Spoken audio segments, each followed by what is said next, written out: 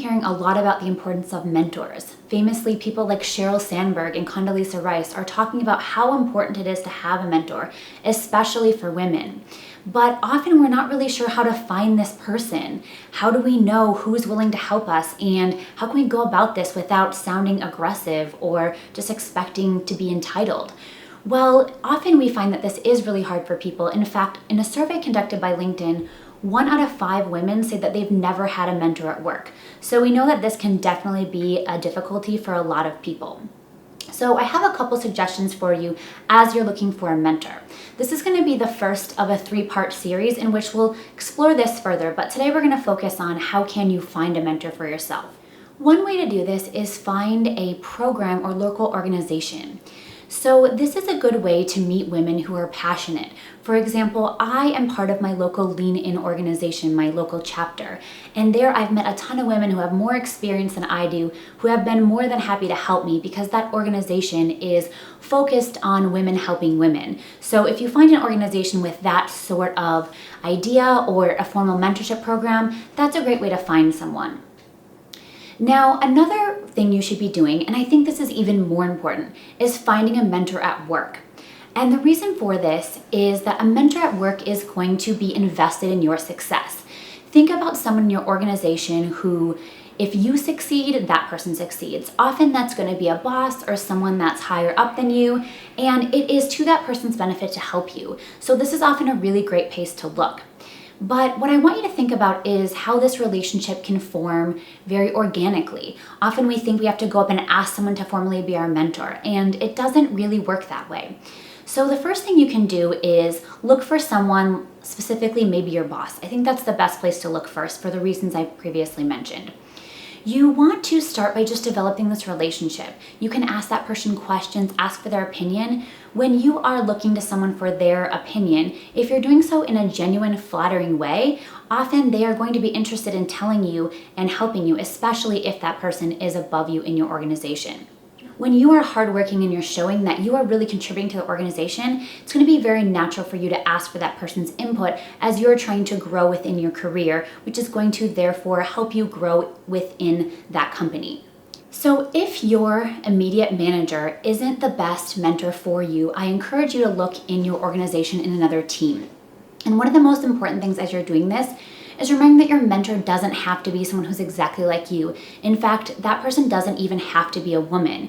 Because there are fewer women in management, naturally it's going to be harder to find a woman mentor. So don't be afraid to consider men who might have skills that you're interested in, or even someone that you think is going to be open and willing to share his experiences. As you are looking for a mentor, the key is to develop this relationship naturally. Like any relationship, it's going to happen over time. You can't go to someone and ask them to be your mentor in the same way that you can't go to someone and ask them to be your friend. Think about how you naturally became friends with people you work with because you had common interests and you naturally made a connection through the time that you've spent together. So this is something that you can develop with someone who works in your building. Now, doing this a little over time can be tricky at first because you have to get that first meeting. It might mean that you'll ask someone to introduce you to that person, or if your company has some sort of social media, this is a great way for you to find that person on Google Plus or on Yammer and maybe find out what they're interested in. Now, there's a couple ways to approach this. One might be to just drop by that person's office and ask them some questions. If they seem like they're not busy, you can talk to them right there. And if they are, you can ask if you can just set up a 10 or 15-minute meeting. If you ask for a large block of time, it's going to be very hard for them because chances are if this person's successful, they're also very busy. So this is a really good way to go about it. And then if you can get an introduction or you can get that first meeting, you really want to try to develop that relationship just by dropping by or trying to catch that person when they're getting coffee, because this is a good way to naturally develop the relationship. Again, you might want to just think about doing this with different people who seem like they're successful. Then that's going to give you a good way to naturally find a mentor. It might not mean just targeting one person. Now, I want you to think about this even more broadly because often we think there's going to be this one magic person that's going to help us to develop our careers, and it's really not often the case. If you're kind of approaching it this way, where you are really looking to connect with people within your organization naturally because you're interested in what they're doing. It's going to help them to know more about the organization, and they're going to see that you are genuinely interested in what's going on. So just having this general attitude of wanting to learn from others is going to be the best way to foster these relationships, some of which might turn into our mentor-mentee relationship. The other thing is not only to think about finding maybe a man who's successful or a woman who has done what you want to do, but think of the fact that you can learn from so many of your colleagues in different ways. Often I have reached out to colleagues and realized that someone who is a lot younger than I am has been in the organization a lot longer and can help me really navigate the culture or the organizational structure. I've also met other people who are around the same age or younger who've helped me learn about other areas that I needed to learn about as I was doing new projects, such as marketing. So it's not necessarily going to be one person, and this person might not be a lot older or more experienced than you.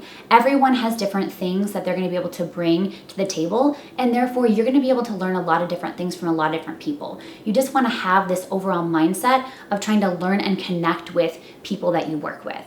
If the idea of putting yourself out there is intimidating, keep this in mind.